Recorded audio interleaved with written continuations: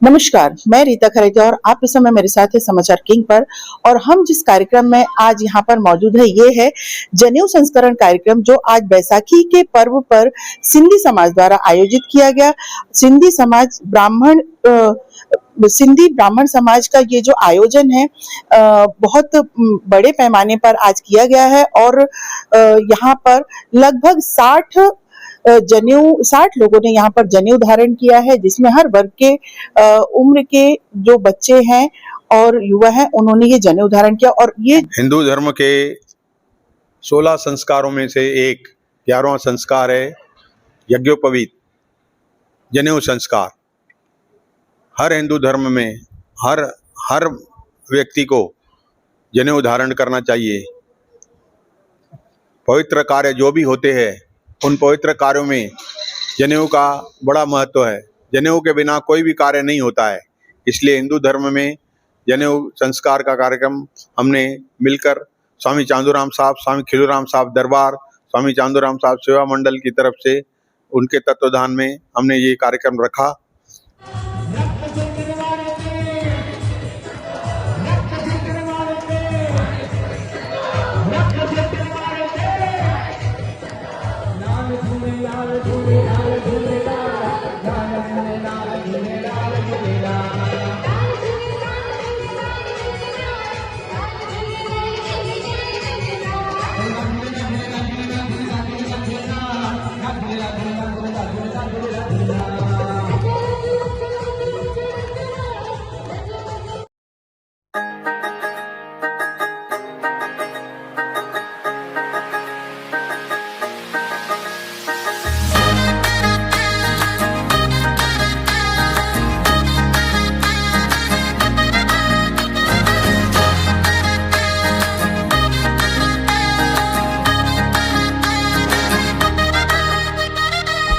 मचिया धूम डाढ़ी लाडे जिया शादी, धूम मचिया धूम डाढ़ी लाडे जिया शादी, लाडे जी शादिया।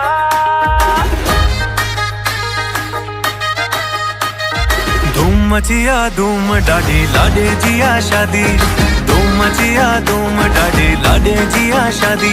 ओ मामा मामी नचे, चाचा चाची नचे, ओ भैया भाभी नचे, ओ नानो नानी नचे, ओ नचन सदा भाती। धूम मचिया धूम डाढ़ी लाडे जिया शादी, धूम मचिया धूम डाढ़ी लाडे जिया शादी। बैसाखी के पावन अवसर पर नागपुर में सिंधी ब्राह्मण समाज द्वारा एक भव्य सामूहिक जनेऊ संस्कार अनुष्ठान का आयोजन किया गया, जिसमें बड़ी संख्या में श्रद्धालुओं ने भाग लिया। बैसाखी पर नागपुर में सामूहिक जनेऊ संस्कार, श्रद्धालुओं की मौजूदगी में विधिवत पूजन अनुष्ठान, महाप्रसाद वितरण के साथ कार्यक्रम संपन्न। नागपुर में बैसाखी पर्व के उपलक्ष्य में सिंधी ब्राह्मण समाज द्वारा भव्य सामूहिक जनेऊ संस्कार का आयोजन किया गया। कार्यक्रम की शुरुआत संतों की आरती, पूजा और अरदास के साथ। स्वामी संत तुलसीदास जी हमारे साथ में हैं जी। इस कार्यक्रम के बारे में बताइए, जो इतने बड़े पैमाने पर आज यहाँ पर जरीपटका में आयोजित किया गया। यहाँ पे बहुत अच्छे रूप से पूरा कार्यक्रम किया गया और सभी उनके परिवार वालों ने भी भाग लिया। हर एक बच्चे के कम से कम 25-30 सदस्य यहाँ पे उपस्थित थे और जितनी सेवा हो सकती थी सभी सदस्यों ने मिलके उनके बच्चों की, उनके परिवार वालों की सेवा की। उनके लिए भोजन व्यवस्था, नाश्ता सब किया गया जी। इस कार्यक्रम के बारे में बताइए और किस तरह से आने वाले वर्ष में ये कार्यक्रम का और भी आगे रजिस्ट्रेशन करें या किस तरह से आगे जैसे अनाउंसमेंट की जाती है, व्हाट्सएप ग्रुप में अनाउंसमेंट की जाती है और रजिस्ट्रेशन होता है, ऐसे ही होगा। और ये मेरा दूसरी ओर बता रहा हूँ मैं कि जो प्राइवेटली जो करते हैं जनेऊ संस्कार, तो उनको बहुत खर्चा आता है और मेहमानों को बुलाना पड़ता है, तो उन लोगों के लिए बहुत ही सुंदर व्यवस्था थी। पूरा खर्चा जो है वो मंडल ने उठाया और उनके लिए बहुत ही एक शुभ कार्यक्रम है। और नहीं कर सकते हैं जो कार्यक्रम, कुछ देना लेना पड़ता है, जो भी मतलब है वो। तो जो कार्य सामूहिक रूप से किया जाता है, जाहिर सी बात है कि उसमें खर्चा कम होता है। जो स्वतंत्र रूप से किया जाता है उसमें काफ़ी खर्चा लगता है, जिसमें कि और भी लोग शामिल होकर इसका लाभ उठा सकते हैं। जी। इस दौरान कई गणमान्य लोग उपस्थित रहे। कार्यक्रम में वीरेंद्र कुकरेजा, नगर सेवक तुलसीदास कुशलानी, श्रीचंद दासवानी, भाई श्यामन दास तुलसवानी, मुरलीधर केवलरामानी, विजय मूलचंदानी, अर्जुन चावला, किशल मंगलानी, साई कमल कुमार जग्यासी, द्वारकादास जग्यासी, पूज्य घोटकी पंचायत के मुख्य दादा वलीराम सहज रामानी, शंकर भोजवानी, राधाराम माखीजा, प्रकाश केवल रामानी, अशोक केवल रामानी आदि की उपस्थिति रही। पूज्य घोटकी पंचायत के मुख्य दादा वलीराम सहज रामानी, कमल कुमार जग्यासी और संत मंडली की उपस्थिति में बटुकों को विधिवत यज्ञोपवीत धारण कराया गया। अनुष्ठान में नागपुर समेत विभिन्न शहरों से आए श्रद्धालुओं ने उत्साहपूर्वक हिस्सा लिया। किस तरह से आपने इस कार्यक्रम की रूपरेखा तैयार की?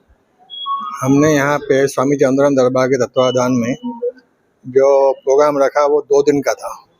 एक दिन पहले हमने लेडी संगीत, जैसे लाडे बोलते हैं सिंधी में, लाडों का प्रोग्राम था, धूमधाम से मनाया गया और हर कैंडिडेट के पीछे 5 या 6 लोगों को हमने परमिशन दी थी वो प्रोग्राम करने के लिए, यहाँ पे रहने के लिए। उनका पूरा खाने का बंदोबस्त, पूरी हर चीज़ का सुविधा का बंदोबस्त हमने वहाँ करवाया था मंडल की तरफ से। और कई सेवकों ने, सेवादारियों ने वहाँ अच्छे से सेवा भी की।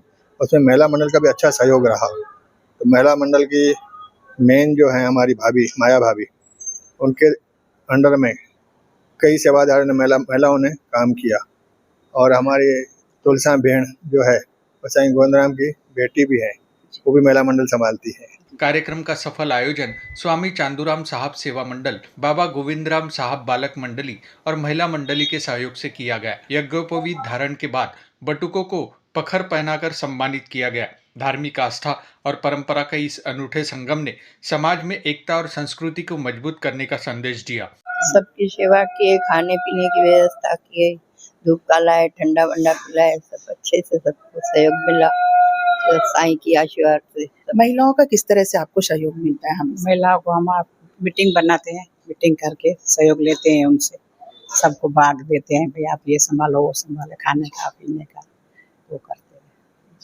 आपका क्या कहना है इस कार्यक्रम को जो इतने सुंदर तरीके से आज जरीपटका में इतना बड़ा सामूहिक संस्करण जो हुआ है? मैं आगे भी समाज वालों को बोलूंगी, सब लोग मिलजुल के एक साथ ये कार्यक्रम में अपने भागीदारी रखें और मिलजुल के सेवा भी करें और अपने बच्चों को जनेऊ संस्कार और पूरा विधि विधान के साथ यहाँ पे लेके आके कराएं। जी, जनेऊ संस्कार कहीं ना कहीं धर्म से जोड़े रखता है और धर्म से जुड़ा रहना आज के समय में बहुत जरूरी है, माता पिता के लिए या फिर सारी मानव जाति के लिए।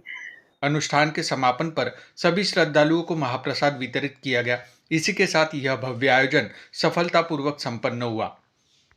हमारे साथ महाराज त्रिवेदी जी है जो बताएंगे कि आज का ये जनेऊ संस्करण है जो आपने संपन्न किया है, करवाया गया है जो आपके द्वारा, इसमें कितने ब्राह्मण शामिल थे और ये क्यों जरूरी है हिंदू धर्म के लिए? ये हमारे सनातन हिंदू धर्म के 16 संस्कारों में से 11 नंबर पे संस्कार आता है, इसीलिए यज्ञोपवीत संस्कार सबसे उत्तम माना गया है। इसके संस्कार के बाद ही कोई कार्य कर सकता है बच्चा, इसीलिए यहाँ साईं चांदूराम दरबार में, साईं गोविंदराम नगरी में 60 बच्चों के यज्ञोपवीत संस्कार किए जा रहे हैं। इसमें 11 पंडितों ने मिलकर, हम सब ने मिलकर भगवान की दया से सहयोग दिया गया है। साईं चांदूराम सेवा मंडल की तरफ से, पूज पंचायत की तरफ से 60 बच्चों के यज्ञोपवीत संस्कार आज हो रहे हैं और इसमें जो है विधि विधान के साथ उनसे पूजा की गई है, उनको आशीर्वाद दिया गया है। हम भगवान से यही आशा करेंगे साईं चांदूराम मंडल वालों को यही भगवान सुबुद्धि दे, ऐसे कार्य सेवा के करते रहे। ये जो कार्यक्रम है कितने वर्षों से यहाँ पर हो रहा है और आप सभी कितने वर्षों से इसका आयोजन? ये जो है ये हम पिछले 5 साल से कर रहे हैं और हम लोग 51 बच्चों का टारगेट करके चलते हैं, पर हर साल कुछ ना कुछ ज्यादा हो जाते हैं। इस साल 60 बच्चों ने रजिस्ट्रेशन कराया और जनेऊ धारण किया है। जी जी, आप यहाँ पर किस लिए आए हैं और आपने क्या समझा इस सामूहिक जनेऊ संस्करण में?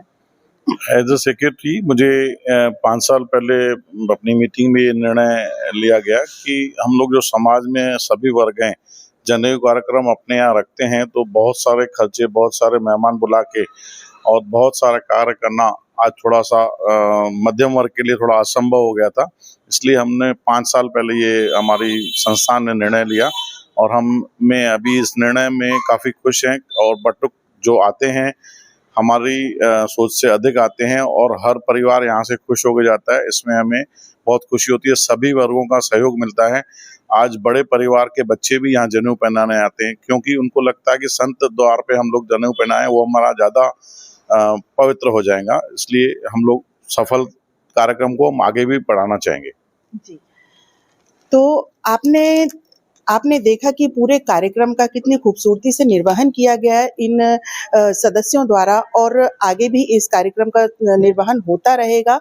जैसे कि पहले शुरुआत में कुछ कम थे और आज वो संख्या 60 पर आके पहुंच गई है और ये बहुत बड़ी संख्या होती है किसी भी समुदाय के लिए। और जनेऊ संस्करण हिंदू धर्म का एक प्रमुख संस्करण में से एक है। बने रहिए समाचार किंग पर रीता खरेते के साथ।